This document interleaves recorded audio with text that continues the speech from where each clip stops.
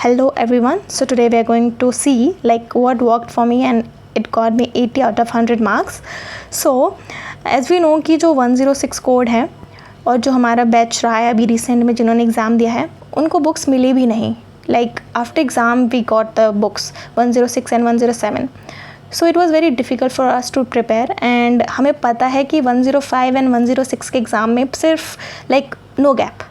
ठीक है, सिर्फ हमारे पास कुछ घंटे होते हैं and we need to prepare. So beforehand we should be prepared. We can not avoid जो 5 दिनों का गैप हमें जैसे हमें मिला था, मे बी अगर इस डेट शीट में भी मिलने वाला है सो उसको मत जाने दो. Divide it into two days. Like 2 दिन आप सबसे पहले 106 को प्रिपेयर कर लो एंड आफ्टर जितने दिन बचते हैं आप 105 को प्रिपेयर करो.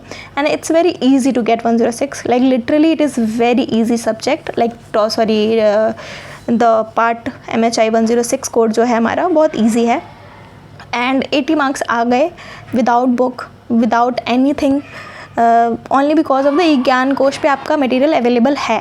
ओके सो लेकिन क्योंकि बहुत डिफ़िकल्ट होता है ऑनलाइन रिसोर्सेज से पढ़ना. For me it is very difficult. So obviously बात है रिसोर्सेज से सर्च किया, डाउनलोड किया एंड देन होता है ना कि प्रिंट आउट निकलवाए एंड जो भी लिख सकते थे है ना उनका यूज़ किया. सो मैं आपको वही बताने वाली हूँ कि what worked for me and maybe you also get benefited from this. So please stay tuned and watch the full video. So the first question was, what are the major sources for understanding ancient Indian history? So as you can see that here I first introduced it. Okay, and by after introduction like I started elaborating जैसे कि epigraphy, numismatics, okay, archaeological evidences. Okay, so and also as you can see that for example, so I also gave examples from the excavation sites. ठीक है, numismatics के जो भी हमें examples मिले हैं है ना, या फिर जो एपिग्राफी जो फर्स्ट पेज पे था उसमें भी मैंने एग्जाम्पल्स दिए हैं. For instance and as you can see that Ashokan pillars and etcetera I gave. Okay, so I think it all worked for me and as you can see in first question I got 18 marks which shows a great work I did according to the examiner. So that is why he gave me 18 marks. Okay, so as you can see कि मैंने paragraphs में भी लिखा है, pointers में भी लिखा है, जो एग्जाम्पल्स हैं है ना वो भी दिया है. Also I introduce and concluded it in my way. ठीक है, सो आप अपने तरीके से कंक्लूड कर सकते हैं. ज़रूरी नहीं है कि आप या फिर आप उसको लर्न भी कर सकते हो लाइक कि इस टॉपिक को मैं कैसे एंड करूँगा. So the second question was Harappan social structure. ये जो था वो अर्बन इथोस को कैसे रिफ्लेक्ट करता था. लाइक एंड हड़प्पा पे लाइक शायद 2 कोर्स में क्वेश्चंस पूछे गए थे, 2 या 3 में. ठीक है, आगे भी जब मैं वीडियोस बनाऊंगी तो मैं आपको बताऊंगी. Like they asked Harappan social structure like how it reflects urban ethos. ठीक है, तो एज यू कैन सी कि मैंने स्टेट फॉर्मेशन के बारे में बताया है like related to everything which is related to social structures.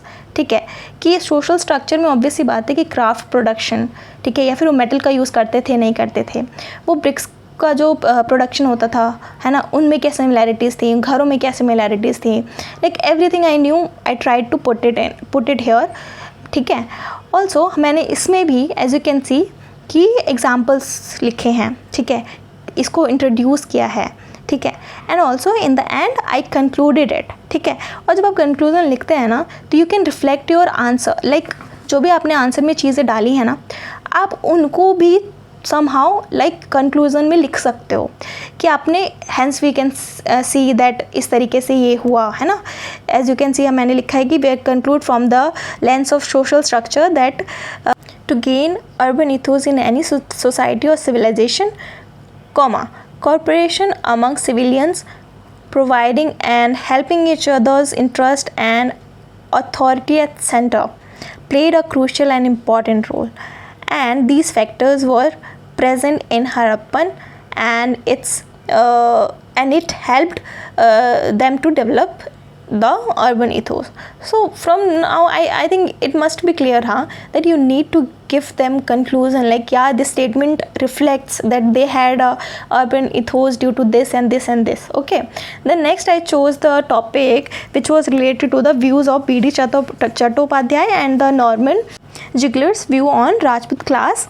Okay, उनके बारे में मैं बताना that what were their views regarding the Rajputs. Okay, so first I introduced as usual like okay, and then since इसमें हम कुछ भी अपनी तरफ से नहीं लिख सकते हैं, अगर किसी का जो पर्सपेक्टिव है, ठीक है, अगर आपको उसमें ठीक ठाक नंबर लाने हैं तो no doubt you need to put there words, like एकदम एग्जैक्टली नहीं but yeah the meaning should be there कि हाँ we are talking from the lens of them. Okay, so I tried to put everything which was said by B.D. Chattopadhyay and Norman Ziegler, and also gave the examples like what they said about the Rajput clans. Okay, and then I concluded it in their language also. So also I gave some special mentions, like इन दोनों में ही क्या commonalities थी and what were different things. Okay, like इन दोनों के जो like जो views थे उस पे. Then next question I chose about discuss caste in the context of colonial India. Okay, and अगर आप पुराने ट्रेंड को देखेंगे ना तो these questions are somewhat new, like IGNOU ने ये क्वेश्चंस शायद नए मटेरियल के अकॉर्डिंग पूछा है या फिर डिमांड ऑफ द क्वेश्चंस अब बदल रही हैं, है ना, तो आपको उसके अकॉर्डिंग करना पड़ेगा. सो first I introduced it, and आप इंट्रोडक्शन में ही देख सकते हैं that I mentions that to gain the support and to rule in India, colonial government जो भी थी वो try to fit the rules according to the higher classes, है ना.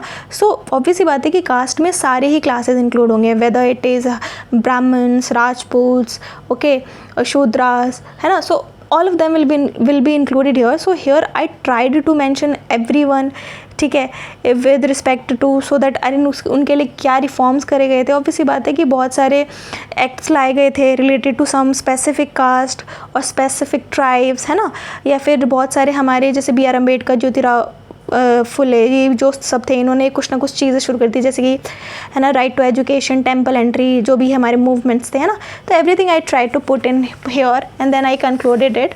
ठीक है, सो next question I chose was related to comment on the social structure of Northeast India during the colonial rule. As you can see here also pointers, sometimes it is in paragraph form. Okay, and then also I tried to put some examples like from the first page to here. You can see that I gave examples. I did not skip it. So जब आप MM हैं they will expect कि तो आपको कुछ extra knowledge है, like you know the basics as well as some examples you have to support the idea which you are giving them. Okay, so इस तरीके से मैंने इन 5 क्वेश्चंस को अटैम्प्ट किया था. And as you can see कि mistakes हुई हैं, ठीक है, 1-2 मिस्टेक्स हुई हैं, आई अग्री, बट उतनी नहीं हुई है कि बहुत ज़्यादा नोटिसेबल हो, या फिर स्टार्टिंग के क्वेश्चंस में इम्प्रेशन शायद उनको अच्छा लगा, है ना. एंड ऑल्सो जो भी मैं बात कन्वे करना चाहती हूँ शायद वो अंडरस्टैंड कर पा रहे थे वो, है ना. द लैंग्वेज वॉज ईजी, है ना, अंडरस्टैंडेबल. ओके, सो आपको भी यही कोशिश करनी है कि आप जो भी क्वेश्चन अटैम्प्ट करें, फर्स्ट ऑफ ऑल आप उसमें कॉन्फिडेंट होने चाहिए, ठीक है.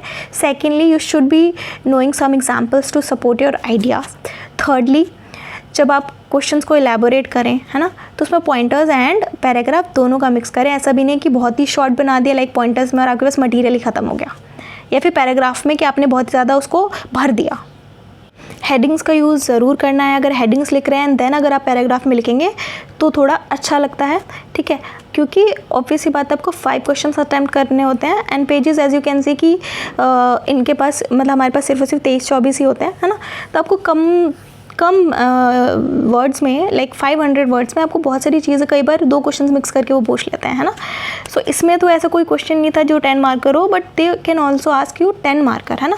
तो आपको हर एडवर्सिटी के लिए प्रिपेयर रहना है, ठीक है. एंड और भी मेरे पास आंसर शीट्स हैं जो इवेलुएट किए हुए मेरे पास हैं इग्नू के. I will also upload that अलग अलग कोड्स के. और 102 का तो मेरे पास नहीं है, I couldn't apply for that, date निकल गई थी. But other than that I try to upload everything. इनसे अगर आपको कुछ भी सीखने को मिले तो try to inculcate it, maybe it also works for you. Okay, so here मैं आपको एक ही एडवाइस दूंगी that please focus on the this years PYQ. Maybe you can see 2 to 3 questions, like हो सकता है कि आपको बहुत सारे क्वेश्चन सिमिलर दिखें. Okay, so thank you so much. Stay tuned and subscribe to this channel.